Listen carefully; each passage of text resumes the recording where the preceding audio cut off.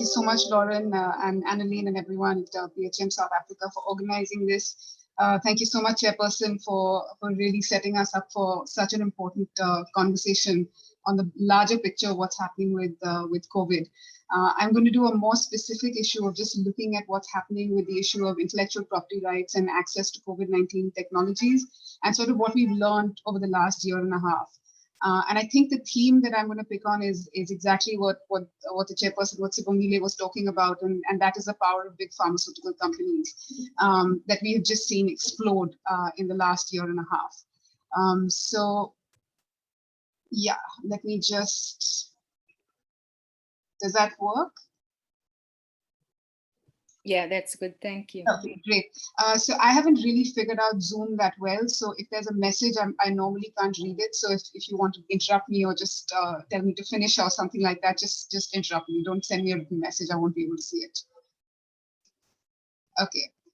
So I thought I'd just try and condense a little bit of what we've seen in the last year and a half into what I call 10+1 lessons that we've seen from the COVID-19 pandemic and what that should mean for the treatment access movement and very specifically on the issues probably of intellectual property and the power of big pharmaceutical companies. I wanted to take us back 20 years, actually, because this year we mark one of the biggest victories that the Access to Medicines movement had at the World Trade Organization in 2001. You know, I don't need to tell any of you this, you know that in 2001, we already had treatment for HIV. That treatment was not available, it was not in generic form, it was not affordable because multinational pharmaceutical companies in the West held patents on them and we had no access to it. And on the left, I've got these really sharp cartoons that you know had sort of come out of South Africa and Sub-Saharan Africa. Zapiro's cartoon on what big pharma is, you know, the third world genocide division, which I guess we can go back to thinking about today. And the fact that you know there was no access to this treatment, even though it was available in 2001. And then you had South Africa, the South African government amending its laws to ensure that there was access to generic treatment as it became available from Brazil, from Thailand, and from India.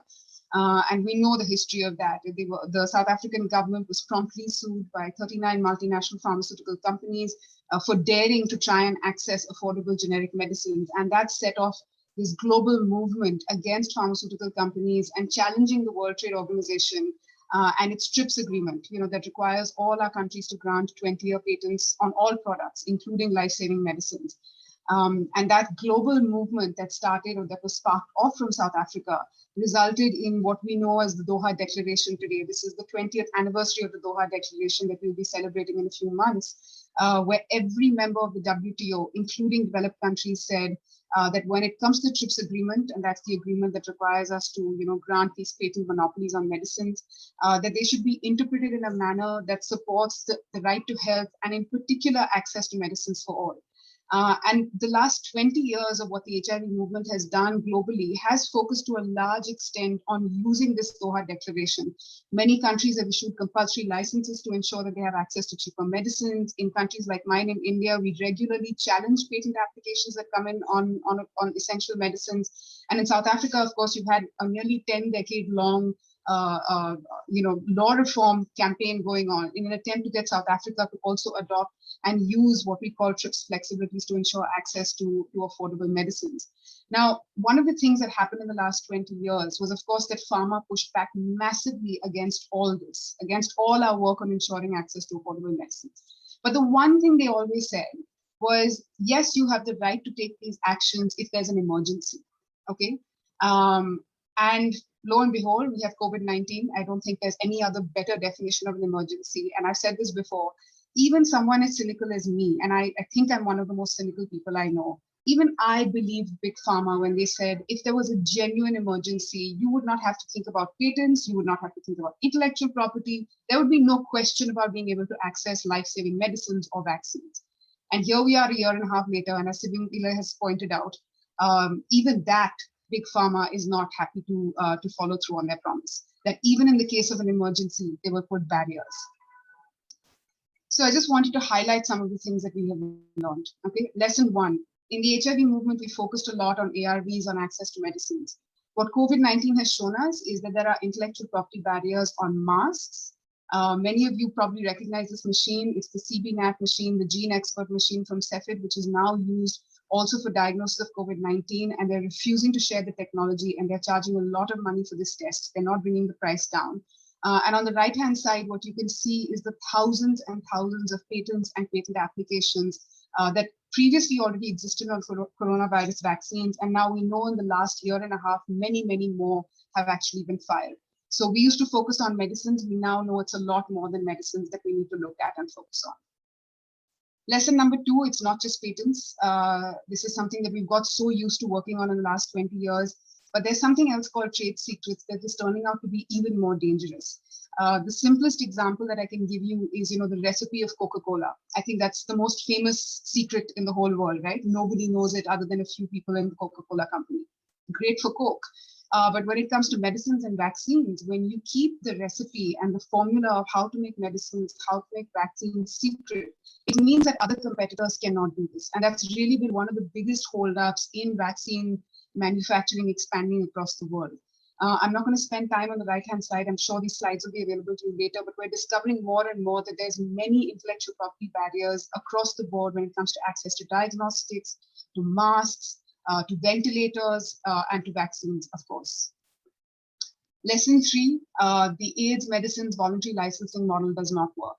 And the example that I'm picking over here is of remdesivir. I want to start off by saying that it is not a good drug. The WHO has clearly said it does not work, and many of our countries are spending too much money and time and effort trying to access it. The reason I'm using it as an example is because it shows what happens when you try and use voluntary licensing in the middle of a pandemic. When you have a global requirement for medicines and you have one company, Gilead, deciding that a few companies in India, in Pakistan, and Egypt will make the medicines for 127 countries. What has happened is that the Indian companies can barely make enough of this drug for India alone, forget exporting it. We've had a black market actually evolve around it because there's not enough for India. So where will India export it to other countries?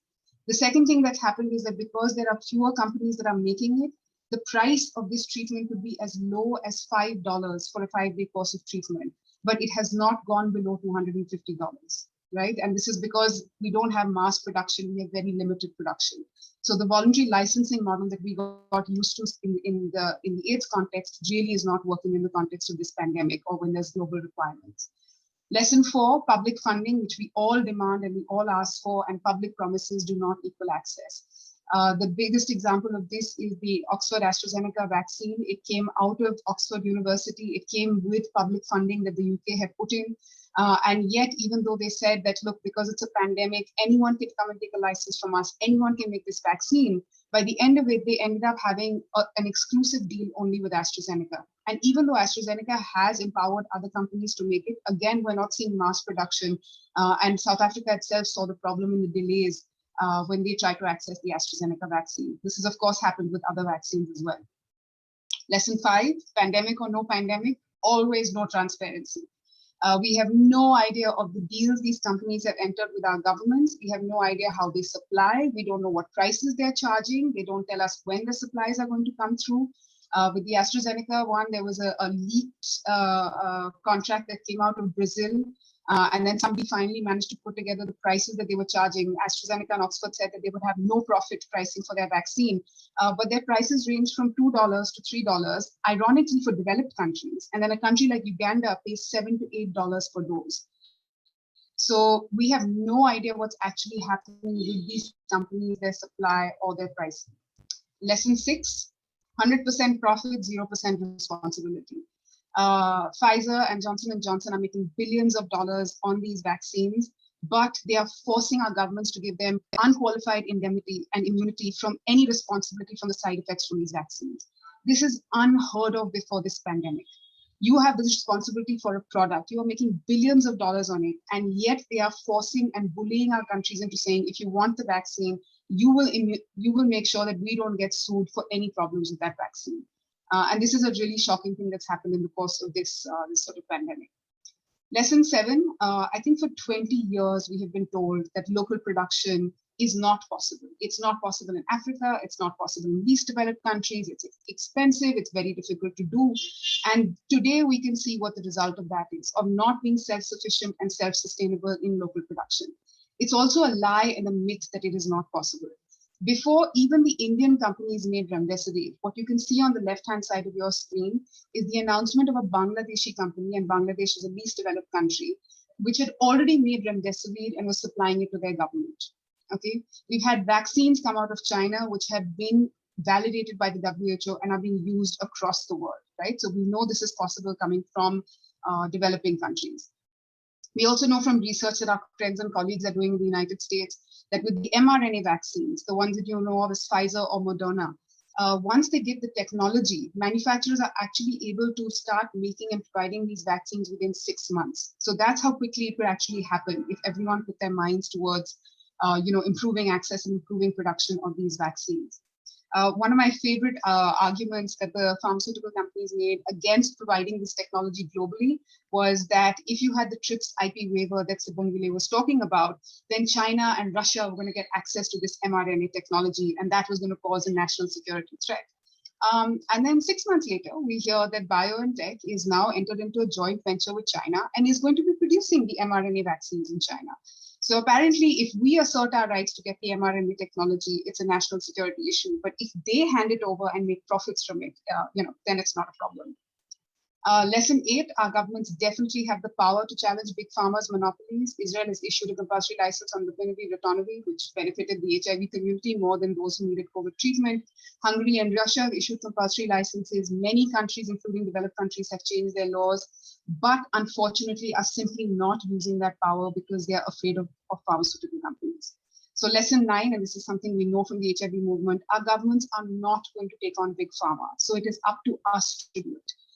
Groups in India, in Argentina, in Thailand have already started challenging patent applications on COVID-19 drugs like remdesivir and favipiravir, and hopefully we're going to start seeing challenges coming to the vaccine patents as well in a bid to open up production. So there's multiple campaigns, and I think many of you on the call are actually part of these campaigns, so I'm not going to go through them, but there's the People's Vaccine Campaign, there's the TRIPS Waiver Campaign, and the International Treatment Preparedness Coalition is currently running a campaign asking if we should rethink TRIPS, if TRIPS should be abolished completely so that we have no monopolies on essential medicines, vaccines, and other health technologies. There are counter campaigns, of course. Pharma is spending a lot of money lobbying against the TRIPS waiver. The WTO, which ideally should also be taking the lead on this, is going round and round in circles, just holding meetings with pharma companies, and it's not going anywhere. And I know it's very controversial for me to put COVAX as a counter campaign, but I'll let the special envoy of Africa explain, and I'm going to use his words to explain why that's the case. The African Union Special Envoy Stride Masiyiwa said that if there was ever an inquiry into how vaccines have been distributed, COVAX would be found culpable because we were misled. We were led down the garden path. We got to December believing that the whole world was coming together to purchase vaccines, not knowing that we had been corralled into a little corner while others ran off and secured supplies. So the people who bought the vaccines and those who sold them the vaccines knew that there would be nothing for us. If you remember when COVAX was set up, the developed countries were the ones saying, we're going to fully fund this. This is the way we're all going to get access. And what were they doing in the meantime? They were buying up all the supply. So for me, COVAX is a counter campaign against the right of countries to access vaccines on their own terms. Lesson 10, it's not just about COVID, and this is something that Sibongile also said, we have a massive impending non-COVID health crisis. We have gone back years on TB, on HIV as well, and on other health crises, and the medicines and treatment for those diseases are also extremely expensive, and they are patented. So we're going to see a crisis across the board with these intellectual property barriers. My last point, lesson +1, is that as the access to medicines movement, I think we need to introspect as well. I was interviewing Mark Haywood a few months earlier, and we were discussing the 20th anniversary of the Doha Declaration. And I found what he was saying quite powerful, so I'm just going to read from what he said. When he was talking about 2001 and the Treatment Action Campaign and going out on the streets and challenging pharma, he said, we catalyzed a movement across the world that over 5 years put some of the most powerful companies in the world on the defensive. They were being shamed, they were pariahs morally, and it culminated in the Doha Declaration. But governments didn't use the power that activists won for them. And as activists, we have to be self-critical. Not immediately after 2001, but probably around 2008, 2009, the activist movements let the pharmaceutical companies off the hook. These companies reconsolidated, they reorganized, they ate up generic companies, they worked with developed countries to put the squeeze on developing countries. And then when we wake up to the COVID-19 epidemic, suddenly the whole world can see what is happening with the productions of medicines and vaccines. And the lessons from the HIV movement don't seem to have been learned. Pharma companies around COVID-19 are behaving so brazenly, so unashamedly in exercising their sovereign power over countries that it's breathtaking. And I think Mark's words really tell us about where we need to introspect as a movement of how have we contributed to this power of big pharma being consolidated. As Sibylle said, it is only the powers of community that can challenge pharma. It is not our governments. And that last photograph on the side that you see is this morning, our dinosaurs of the HIV access movement activists, Greg Gonzalez, Peter Staley, taking a pile of bones and skulls to the chief of staff of the Biden administration, demanding action against vaccine inequity and for the sharing of vaccine technology across the world. We know that this is actually the only thing that works. And I will end in the words of Amit Sen Gupta from the People's Health Movement, who said that the struggle for health is a struggle for a more caring world. And I think that we are here to build a more caring world.